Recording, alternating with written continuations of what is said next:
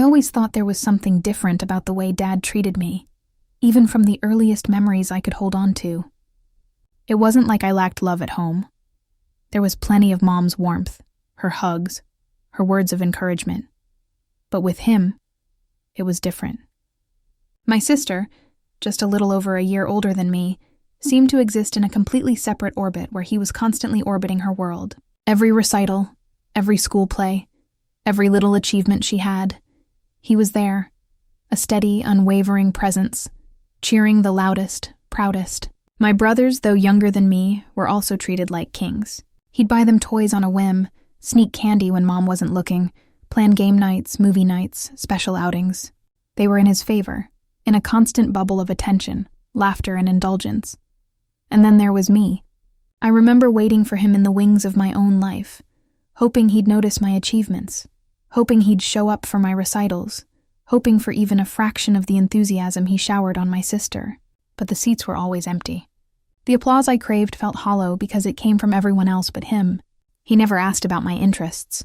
When I tried to talk to him about the books I loved or the music I was discovering, his responses were flat, dismissive, or non-existent. When I sought comfort after a hard day, he brushed me off like my feelings were minor inconveniences. I felt like I was talking to a stranger who shared a roof with me. I remember vividly one evening when Mom had to work late. My siblings were curled up on the couch with Dad for a movie night, bowls of popcorn between them, laughter spilling into the room. I knocked on the door, hoping to join, but he shook his head and told me to stay in my room.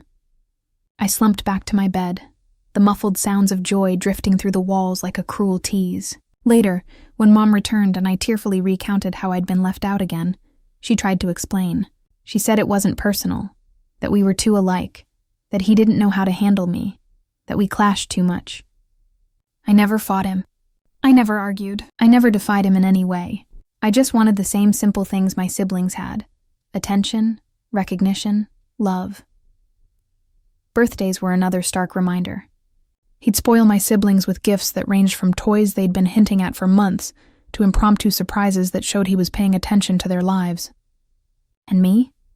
I got a card, maybe a token gift from Mom, and that was it. I began to internalize it slowly, quietly. There were nights when I cried silently into my pillow, questioning what I'd done wrong, why I wasn't enough. I'd ask Mom if I'd misbehaved or if I had been too quiet, too nerdy, too... something. Her answer remained the same. He just doesn't know how to handle you.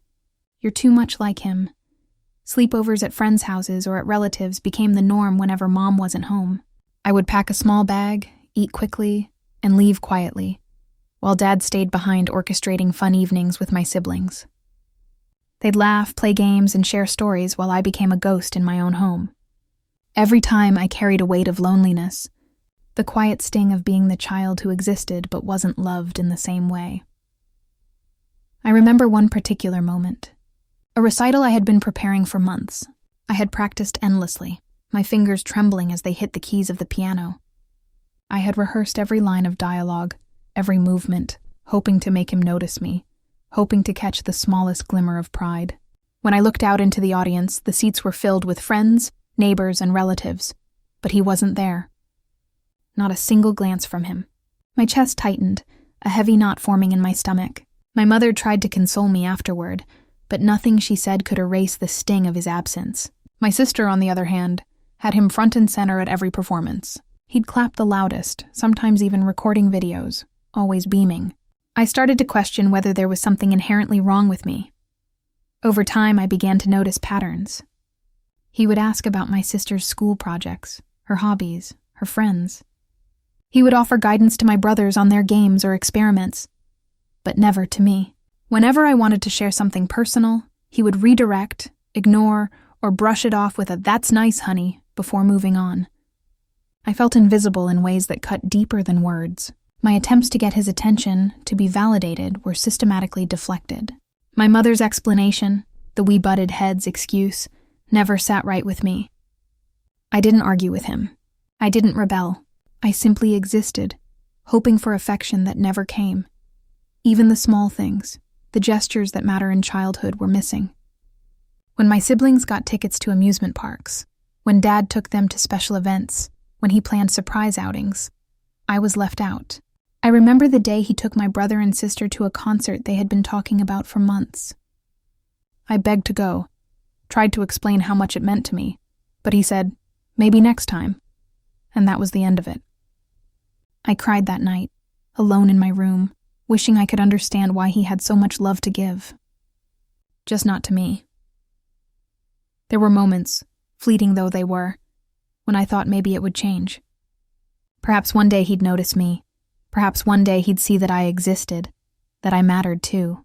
I'd rehearse conversations in my head, imagining how I would explain how much it hurt to be left out, how I longed for his support. But every attempt, every plea, fell into the same hollow space, and slowly, without realizing it, I stopped asking. I stopped trying. I began to retreat into myself, into the safety of my own imagination, into books and music where I could be heard and seen without judgment. It's strange how long a child can go without realizing the full truth of their family. I had accepted the disparities, the lack of attention, the favoritism toward my siblings as just the way things were. I internalized the rejection as a flaw in myself, something I couldn't fix or change. Even now, thinking back, I can see the patterns clearly. The dinners I wasn't invited to, the trips I wasn't allowed on, the toys and gifts I never received. And yet, at the time, it was simply life. I loved my siblings fiercely, and I wanted them to be happy, even if it meant standing on the sidelines, invisible, ignored. Then came the day when a relative, offhandedly, dropped a piece of information that shattered the fragile world I had been clinging to. I won't forget the look on their face, the way their eyes seemed to soften when they said it. Drake wasn't my father. Not biologically. That simple sentence, a few words strung together, hit me like a physical blow. All the unanswered questions, all the feelings of exclusion, suddenly had a context I had never dared to imagine. My mind raced, connecting dots, replaying memories with a new lens, a lens that finally explained what I had always felt but could never articulate. Mom's reaction was complicated. She was tense, anxious, worried about how the revelation would affect me. She tried to frame it gently, to reassure me, to explain without shattering me completely. But the truth had already dug its claws in. I needed proof. I needed answers. I needed the validation of what I had felt for so many years. And once the DNA test confirmed it, once the facts were undeniable, the world I had lived in, where I had been quietly competing for love that never came, collapsed around me. I sat with the knowledge that Drake had never loved me the way he loved my siblings.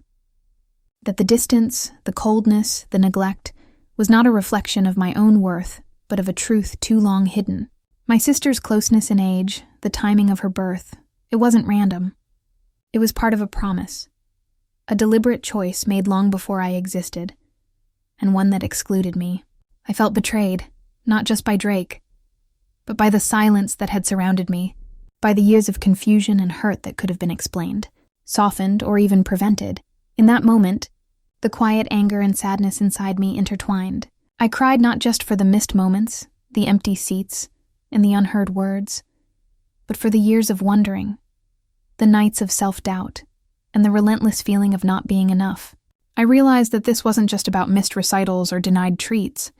It was about a foundational truth that had been withheld, shaping my sense of self, my place in the world, and my understanding of love. And yet, even with the knowledge of the truth, the feelings of loneliness lingered, because while I now understood why Drake had treated me differently, the absence of his love during all those formative years could not be replaced. I would always remember the empty seats at my recitals, the quiet dinners where I was invisible, the nights spent alone while my siblings laughed in the living room. Understanding the reason didn't erase the pain. It merely reframed it. The first chapter of this story isn't just about rejection or neglect. It's about realization, the long, slow awakening to the truth of one's own family, the understanding that love is not always evenly distributed, and the hard knowledge that some absences in life are deliberate, not accidental. And in that realization, I began to see the contours of my own resilience, the quiet strength I had developed in the shadows of favoritism, the ability to survive, to endure, and to one day confront the truths I had long suspected but never dared speak. The moment I learned that Drake wasn't my biological father, It felt like a thunderclap had split my life in two. I remember sitting in my room, the DNA results lying on my bed in that sterile official envelope, and just staring at them, unable to breathe properly. Every memory I had of him, the empty seats, the ignored recitals, the cold indifference, suddenly snapped into a new, painful clarity. He had never loved me the way he loved my siblings. Not because I had done something wrong, not because I was difficult, but simply because I wasn't his. And everything Mom had ever told me, the stories about us butting heads, about my being too much like him, felt like a lie I had swallowed for years just to make sense of the void. I confronted them that evening, shaking and trembling, the envelope clutched in my hands like it was my lifeline. Mom sat down, her face pale, her eyes darting nervously between me and Drake. And there he was, Drake. His expression unreadable, cool, almost detached. "Now that you know," he said after a long silence, "you can start calling me Drake instead of Dad." His voice was calm, deliberate, as if the years of neglect could be summed up in a simple sentence, as if one word could erase the fact that he had never once cheered me on, never once made me feel like I belonged. I couldn't speak at first. My chest felt heavy, my throat tight. I wanted to scream, to demand explanations, to hurl every accusation I had buried for years straight into his face. "Why?" I finally managed to choke out. "Why didn't you ever care about me, about anything I liked?" He leaned back, crossing his arms. "I wasn't going to keep sharing her," he said, his tone almost casual. "Your mom chose me. When she found out about you, I said she could keep you if she wanted. But I wanted a kid of my own. That's why your sister was born so close to you, because of that promise." The words fell into the room like stones. I felt dizzy, nauseous.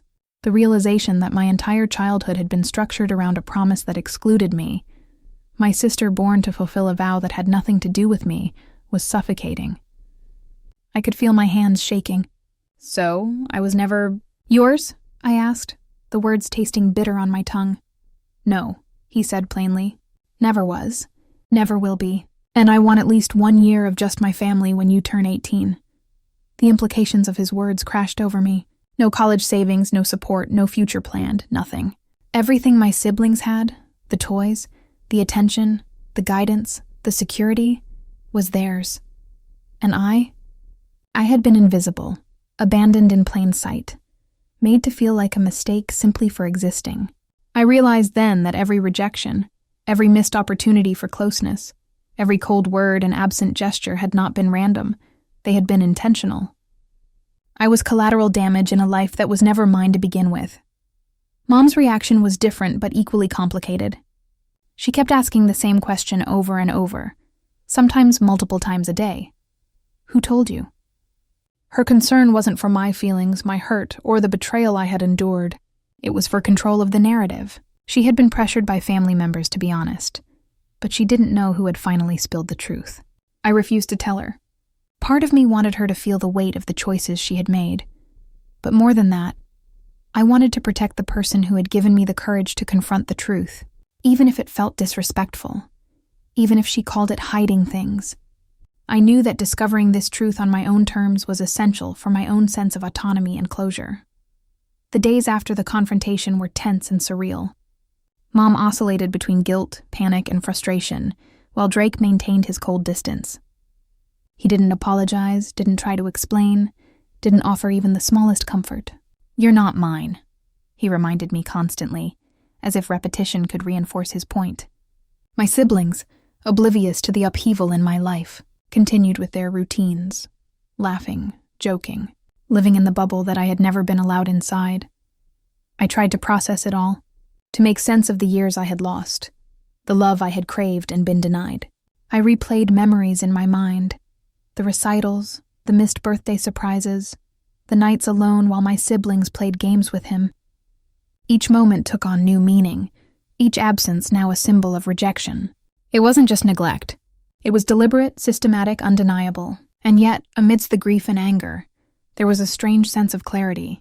I finally understood why I had felt different, why I had never felt seen, why my questions and pleas had always fallen on deaf ears. Confronting my parents was only the beginning. The real challenge was grappling with the fallout. College was no longer a given. Drake had made it clear he had no plans to support me beyond my 18th birthday. The dream of a family safety net, the promise of being cared for even in small ways, had evaporated. I had to start thinking about independence, survival, and building a future with no foundation. I had to consider how to navigate a world where the one person I had once called Dad didn't love me and never would. And then there was Mom, whose obsession with finding the source of the leak added another layer of stress and betrayal. Every day, she asked, pleaded, sometimes demanded, "Who told you?" And every day, I refused. My refusal wasn't rebellion. It was self-preservation. She had spent years excusing the behavior of the man who had neglected me, prioritizing family appearances over my feelings, and now her focus was on blame rather than support. It was an unsettling lesson in priorities, in whose love and care actually mattered. I began to notice the ways this truth reshaped my perception of my siblings too. I loved them, of course, I always had, but seeing the difference in treatment, seeing how effortlessly Drake showered them with attention, toys, and affection while I had been left out, made it impossible to ignore the disparities. It was a bitter pill to swallow, realizing that even familial love had conditions, and that I had been excluded simply because I wasn't his blood. The tension at home was suffocating. Every conversation seemed to circle back to blame, secrecy, or avoidance. My siblings, blissfully unaware of the storm, continued with their lives, their laughter echoing through walls that had felt cold to me for so long. I found myself withdrawing even further, retreating into books, music, and solitude, the only places where I could control my narrative, the only spaces where I could be seen without judgment or dismissal. And yet, despite the pain, despite the anger, despite the loss, there was a thread of empowerment beginning to form. I had discovered the truth. I had confronted it. I had refused to bend to the pressures of secrecy or to give in to the demands of a mother who prioritized appearances over my emotional well-being. I had taken the first steps toward claiming my story, toward understanding my life not as a product of neglect or favoritism, but as a reality I could now navigate with eyes wide open. The revelation forced me to grow up quickly. Childhood illusions of fairness and unconditional parental love shattered, leaving me to face a stark reality. I was alone in terms of support from Drake. My college plans, my financial security, the very notion of belonging within my family's structure, everything had to be reevaluated. And yet, within this upheaval, there was a strange, raw kind of freedom. The lies, the favoritism, the intentional neglect, all of it had been clarified. I could stop wondering, stop questioning, stop internalizing blame for things that were never my fault. As I sat in my room in the days following the revelation, I began to make plans, tentative and shaky though they were. I knew I couldn't rely on Drake, couldn't depend on Mom for financial support beyond basic needs, and had to accept that my siblings would continue in the bubble of favor that I had been excluded from. It was terrifying but also exhilarating in its own way. I was facing the truth, unflinching, and slowly learning that I could survive, even thrive, in a reality that was undeniably harsh. The second chapter of my story is about confrontation, about unearthing hidden truths, and about the initial steps toward independence. It's about the moment the veil lifts, and you see the people around you, the dynamics of your life, in unflinching clarity. And it's about realizing that understanding the past doesn't erase the pain. It merely gives you the tools to navigate the future with your eyes open, ready to claim the life and love you've always deserved, even if you have to build it yourself. The aftermath of discovering that Drake wasn't my dad was like stepping into a world that had always existed around me, but that I had never truly inhabited. It was a world defined by rules I hadn't known I was playing by, a world where my place had been carefully circumscribed, a world where I had been excluded by design. Now, with the truth in my hands, I had to navigate not only my feelings but the harsh reality of what it meant for my future. The first shock was the realization that I had no college savings. My siblings had been pampered, not just with love and attention, but with tangible resources that secured their paths into adulthood. Drake had invested in them, ensuring their education, their extracurricular opportunities, their financial safety nets. And me? I had nothing. No nest egg, no scholarship prep funds, no support system beyond Mom's basic provisions. It was like standing at the edge of a cliff, knowing I would have to jump into an uncertain world entirely on my own. Drake's ultimatum, that I was expected to leave immediately after my 18th birthday, was another layer of betrayal. Every child grows up with the assumption that home is a safe harbor, a place where they belong at least until adulthood. I had believed, foolishly perhaps, that the love I craved might come eventually, that time could heal the distance, that I could carve out some space for myself in the home that was always technically mine. But the truth was brutal. I had never belonged, and I never would. His words were clear, detached, and cold. "I want at least 1 year of just my family," he had said, and in that statement lay the erasure of everything I had been taught to hope for. Mom's reaction, focused entirely on the question of "who told you?" added yet another layer of complexity. Every day she asked, sometimes repeatedly, "Who told you?" And I held my ground, refusing to answer. In her eyes, my secrecy was disobedience, a moral failing even. In mine, it was self-preservation. I had needed to know the truth for myself, and that act of discovery belonged solely to me. It wasn't about rebellion, it was about survival, about taking back control of my life from people who had systematically excluded me. Anger became a constant companion. I was furious at Drake, at Mom, at the entire system of family dynamics that had left me stranded, unseen, and unsupported. I was furious at the years I had spent trying to understand my own worth through the lens of his indifference. Every missed recital, every ignored birthday, every night spent in solitude while my siblings laughed and played. It was all a testament to a love that had never been mine to claim. And yet, even amid the anger, there was a strange underlying relief. The truth, harsh as it was, provided clarity. I could stop guessing, stop analyzing, stop blaming myself. I had been wronged, and now I knew the reasons. The emotional fallout was enormous. I found myself oscillating between grief, anger, and the faint stirrings of empowerment. Nights were the hardest. Alone in my room, I would replay conversations, imagining the words I could have said, the confrontations I might have staged if I had known sooner. I would cry for the loss of time, for the experiences that were stolen, for the normalcy I had never had.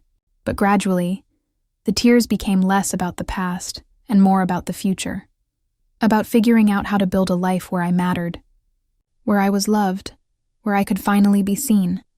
I had to start making concrete plans, even as the weight of betrayal pressed down on me. College would require scholarships, part-time jobs, careful budgeting. I had to learn independence quickly, because waiting for anyone else to provide what I needed was no longer an option. Every decision, every move I made, became a step toward claiming my own autonomy, toward constructing a life that was truly mine. The social dynamics at school added another layer of challenge. Explaining why I wasn't invited to certain family events, why I didn't have the same resources as my siblings, why I couldn't talk freely about my home life. It was exhausting and isolating. Some friends didn't understand. Others offered sympathy that felt hollow, and still others avoided me, as if my revelations had made me a complicated problem. But through it all, I began to cultivate a quiet resilience, a toughness forged in the crucible of neglect and truth. Even my relationship with Mom became strained. Her fixation on uncovering the source of the revelation, her insistence that I had to tell her, made it difficult to navigate our bond. I understood her perspective in part. She wanted control. She wanted to manage the damage. She wanted to keep the family intact. But her focus on blame rather than on my well-being was hurtful. I had endured years of neglect and favoritism. And now, when I finally had answers, her concern was who had given me the courage to confront the truth. It was maddening. I also grappled with the knowledge that my siblings had lived lives filled with love and attention from Drake, while I had been sidelined. My sister's accomplishments, celebrated loudly and enthusiastically, felt like both a source of pride and a bitter reminder of exclusion. My brother's playful evenings, their casual indulgences, their closeness with him. It was a constant reminder of what I had never had. I had to learn to love them without resentment, to maintain relationships that were complicated by the stark differences in treatment I had experienced. Yet through all the upheaval, I began to discover my own strength. I started applying for scholarships, researching colleges independently, planning for the financial realities I would face. I developed a network of friends and mentors outside the family who could provide guidance, encouragement, and support. I realized that love and validation don't have to come from those who neglect you. They can be cultivated through friendships, communities, and self-respect. The hardest part, perhaps, was reconciling the image of Dad I had carried for 16 years with the man who now revealed himself as Drake. The confusion, betrayal, and loss of trust were enormous, but I also realized that this knowledge freed me. I could stop hoping for affection that would never come, stop striving for validation in a place that was never mine to claim. I could step into the future unburdened by false expectations, armed with the clarity of truth. This chapter, the final one, is about facing the consequences of a shattered childhood and learning to chart a course forward. It's about anger, grief, and the harsh realities of betrayal. But it's also about resilience, independence, and the first steps toward self-determination. I am learning that while the love I craved from Drake will never be mine, the love I cultivate for myself and the life I build from this point on is wholly within my control. The pain remains, yes, but so does the opportunity to rise above it. Every plan I make, every step I take toward independence, is a small reclamation of the years I lost. I am no longer invisible, no longer sidelined, no longer waiting for someone else to validate my existence. I am building my own life, my own support system, my own love and care. And while the shadows of neglect linger, they are tempered by the light of understanding, courage, and the certainty that from this moment forward, I answer only to myself. The journey ahead is daunting, but I finally feel equipped to face it. I have learned hard truths, confronted lies, and discovered my own strength. The story of being the overlooked child, the one excluded from love and resources, will always be a part of me. But it will not define me. I am ready to step into the future, carrying the lessons of the past as armor, ready to claim a life where I am seen, valued, and truly loved on my own terms.